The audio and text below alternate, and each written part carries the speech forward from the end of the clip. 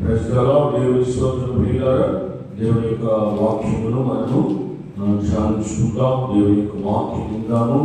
అపోస్తుల కార్యములు 16వ అధ్యాయము 25వ వచనమును మనము చదువుదాం. 25వ వచనము ప్రియులారా మనం చదువుదాం. 25, 26 వచనాలు మనం చదువుకుందాం. అయితే మధ్యరాత్రి వేళ పౌలును సీలయు దేవునికి ప్రార్థించుచు కీర్తనలు పాడుచుండేది, ఖైదీలు విలుచుండేది. అప్పుడు అకస్మాత్తుగా మహాభూకంపము కలిగెను, చెరసాల పునాదులు అదిరెను, వెంటనే తలుపులన్నీ తెరుచుకొనెను, అందరి బంధకములు ఊడెను. ప్రియమైన దేవుని బిడ్డలారా, ఈరోజు ప్రార్థన, దేవుని సన్నిధిలో ప్రార్థన చేసుకోవడం వల్ల మనకు వచ్చేటువంటి ఆశీర్వాదాలు కావచ్చు, మేలు కావచ్చు పిల్లారా, వాటికి మనము జాయిద్దాం. ఇక్కడ ఇద్దరు దైవ సేవకులు, ఇద్దరు దైవజనులకి, ఒకరు పౌలు గారు, మరొకరు సీలయు అనేటువంటి ఇద్దరు దైవజనులు పిల్లారా ప్రార్థన చేస్తున్నారు. వాళ్ళిద్దరు ప్రార్థన చేస్తున్నారు. అయితే వీళ్ళిద్దరు ఎక్కడ ప్రార్థన చేస్తున్నారు అని మనం ఆలోచిస్తే, వీళ్ళిద్దరూ ఎక్కడ ప్రార్థన చేస్తున్నారు అని మనం ఆలోచిస్తే, వాళ్ళకి ఏ శిబిరంలో ప్రార్థన చేయడంలా, లేకపోతే ఒక సంఘంలో ఉండి ప్రార్థన చేయడంలా, లేదా పిల్లరా ఒక ఇంటిలో ఉండి వాళ్ళు ప్రార్థన చేయడం లేదు, కానీ వాళ్ళు చెరసాలలో ఉండి ప్రార్థన చేస్తున్నారు. చెరసాలలో ఎందుకున్నారు అనే ప్రశ్న వేస్తే, దేవుని యొక్క వాక్య నిమిత్తము పిల్లరా వాళ్ళు చెరసాలలో బంధించబడ్డారు ఆ దినములో. కాబట్టి వారు చెరసాలలో ఉండి ప్రార్థన చేస్తా ఉన్నారు. ఎవరికి ప్రార్థన చేస్తున్నారు? దేవుడికి ప్రార్థన చేస్తా ఉన్నారు. పిల్లరా అంటే ఏ సమయంలో ప్రార్థన చేస్తా ఉన్నారు అని చూస్తే, వాళ్ళు మధ్యరాత్రి వేళ ప్రార్థన చేస్తా ఉన్నారు. చూడండి ఎంత అయితే మనం ప్రశ్నించుకోవాలి. మధ్యరాత్రి వేళ ప్రార్థన చేస్తున్నారు. నిజంగా ఎంతమంది విశ్వాసులు మధ్యరాత్రి వేళ ప్రార్థన చేసే విశ్వాసులు ఉన్నారు? మనకు అన్ని పరిస్థితులు అనుకూలంగా ఉన్నప్పటికీ, ప్రార్థన చేసుకోవడానికి సదుపాయాలన్నీ ఉన్నప్పటికీ, ప్రార్థన చేసుకోవడానికి అన్ని అనుకూలతలు ఉన్నప్పటికీ మనం ప్రార్థన చేయలేకపోతున్నాం. మధ్యరాత్రి వేళ సమయంలో అందులో వీళ్ళు ప్రియులారా ఏమండి చెరసాలలో ఉన్నారు, బంధకములతో బంధించబడి ఉన్నారు. చూడండి, అందులో మరి దెబ్బలు తిరిగి ఉన్నారు. అయినను వాళ్ళు ఏం చేస్తున్నారంటే ఆ స్థితిలో ఉండి ప్రార్థన అంటే నాకు అనిపించింది, ఏమనిపించింది అంటే, ఎందుకు వీళ్ళు ఈ స్థితిలో ఉండి కూడా, ఇలాంటి శ్రమలో ఉండి కూడా, ఇలాంటి బాధలో ఉండి కూడా, ఇలాంటి కష్టంలో ఉండి కూడా వాళ్ళు ఎందుకు ప్రార్థన చేస్తున్నారు అని నా మనసుకు అనిపించింది. పిల్లలు నాకు అర్థమైంది ఏంటంటే, ప్రార్థన గొప్పది అని అర్థమైంది. ప్రార్థన గొప్పది, ప్రార్థన శక్తివంతమైనది, ప్రార్థన బలమైనది. కాబట్టి మనం దేవుని సన్నిధిలో ప్రార్థన చేసుకుంటే మన జీవితంలో బాగుపడతాయి, మన జీవితాలు అనేక మేలు మనం పొందుకుంటాము, అనేక ఆశీర్వాదాలు మనం పొందుకుంటాము. అందుకే వాళ్ళు అది తెలుసుకొని, అది గ్రహించుకొని, ఇదిగో మధ్యరాత్రిని కూడా చూడకుండా, దెబ్బలు కూడా లెక్క చేసుకోకుండా, వాటిని చూసుకోకుండా, అయ్యో మనం ఏ తప్పు చేయకపోయినా, ఏ నేరం చేయకపోయినా మనం చెరసాల వేయబడ్డామే అనే ఆలోచన వాళ్ళు చేయకుండా వాళ్ళు ఏం చేస్తున్నారంటే ప్రార్థన చేస్తా ఉన్నారు. అలా కూడా ప్రార్థన చేయటం వల్ల అక్కడ ఏమి మేలు జరిగింది, ఏమి అద్భుతం జరిగింది అని మనం చూసినట్లయితే వాక్యంలో చూడండి, వాళ్ళు ఆ రాత్రి, ఆ మధ్యరాత్రి వేళ ప్రార్థన చేయడం వల్ల ఏం జరిగిందంటే, ఫస్ట్ అకస్మాత్తుగా భూకంపము కలిగినని రాశాడు. చూడండి, అంటే ప్రార్థనకి ఎంత శక్తి ఉందో, ఎంత బలం ఉందో మీరు అర్థం చేసుకోండి. కానీ ఇంత బలం ఉన్నప్పటికీ, ప్రార్థనకి ఇంత శక్తి ఉన్నప్పటికీ, కానీ ఈరోజు ప్రార్థన చేయలేకపోతున్నాం.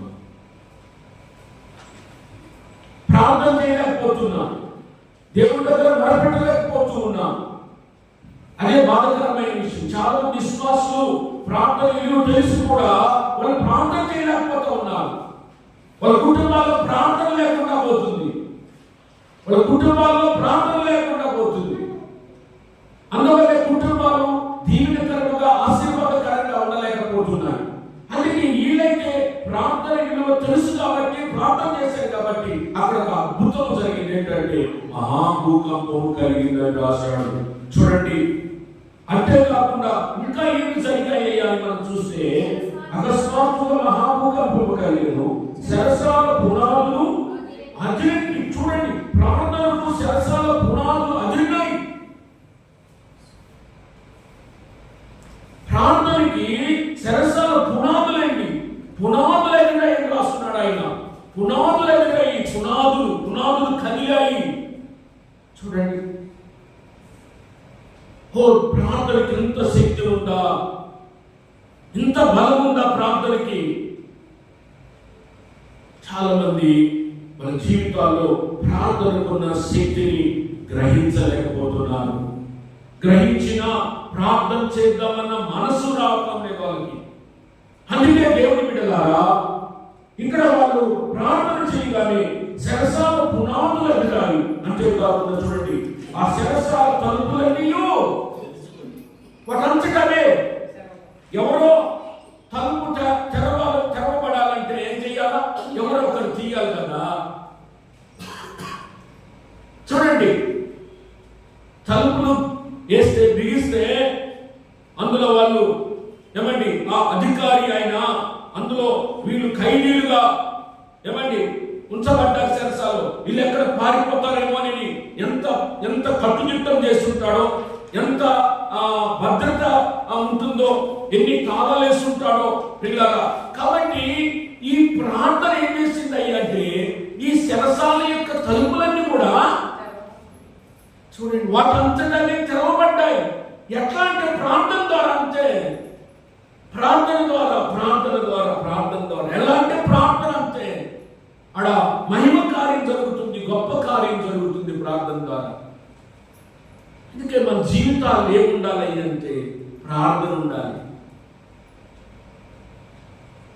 మెయిన్ కాన్సెప్ట్ నీ జీవితంలో, మెయిన్ కాన్సెప్ట్, మెయిన్ ఏమండి ప్రిఫరెన్స్ నువ్వు ప్రార్థనకి ఇచ్చే వ్యక్తిగా ఉండాలి. యేసుక్రీస్తు వారు కూడా ఈ లోకంలో జీవించినప్పుడు తన జీవితంలో ప్రార్థనకి ఎక్కువ ప్రాధాన్యత ఇచ్చిన వాడిగా, ఎక్కువ ప్రార్థన చేసిన వాడిగా, అధికంగా ప్రార్థన చేసిన వాడిగా, ఎక్కువ సమయము ఏమండి రాత్రులు ఏమండి ప్రార్థనలో గడిపినటువంటి దేవాది దేవునిగా యేసుక్రీస్తు వారిని మనం చూస్తూ ఉన్నాం. అందుకే పౌలు శీలలు అలా ప్రార్థన చేయడం వల్ల ఆ తలుపులన్నీ కూడా తెరవబడ్డాయి. ఆ తర్వాత చచ్చబడి అందరి బంధకాలు, వాస్తవానికి ఎవరి బంధకాలు ఊడిపోవాలి చెప్పండి. వాళ్ళ బంధకాలు బంధించారు కదా, బంధకాలతోటి సంఖ్య వేసి బంధించారు కదా. ప్రార్థన చేసి దేవుడు వాళ్ళిద్దరే కదా. మిగతా వాళ్ళు ఎవరు ఖైదీలుగా ఉంచబడిన వారు ఎవరు కూడా అక్కడ ప్రార్థన చేయలేదు. కానీ వీళ్ళిద్దరు ప్రార్థన చేశారు. వాస్తవానికి వీళ్ళిద్దరు ప్రార్థన చేసినప్పుడు వీళ్ళిద్దరు బంధకాలే ఊడిపోవాలి. కానీ ఇక్కడ అద్భుతం ఏమి తెలుసా? అందరి బంధకాలు, ఖైదీల వాళ్ళ ఉన్న అందరి బంధకాలు, అందరి సంఖ్యలు తెగిపోయింది, ఊడిపోయింది. చూడు, ప్రార్థన ఉన్న భావం చూడండి. అందుకే నేను ఎప్పుడు కూడా ప్రార్థన చెప్తాను. ప్రార్థన అండి, ప్రార్థన. ఎక్కువ సమయం ప్రార్థనలో గడిపేవారుగా ఉండే నువ్వు కూడా అలా చేయగలిగితే నీ జీవితంలో కూడా నువ్వు ఇలాంటి అద్భుతాలు చూడగలుగుతావు. నీ కుటుంబంలో ఇలాంటి అద్భుతాలు నువ్వు చూడగలుగుతావు. గొప్ప కార్యాలు చూడగలుగుతావు.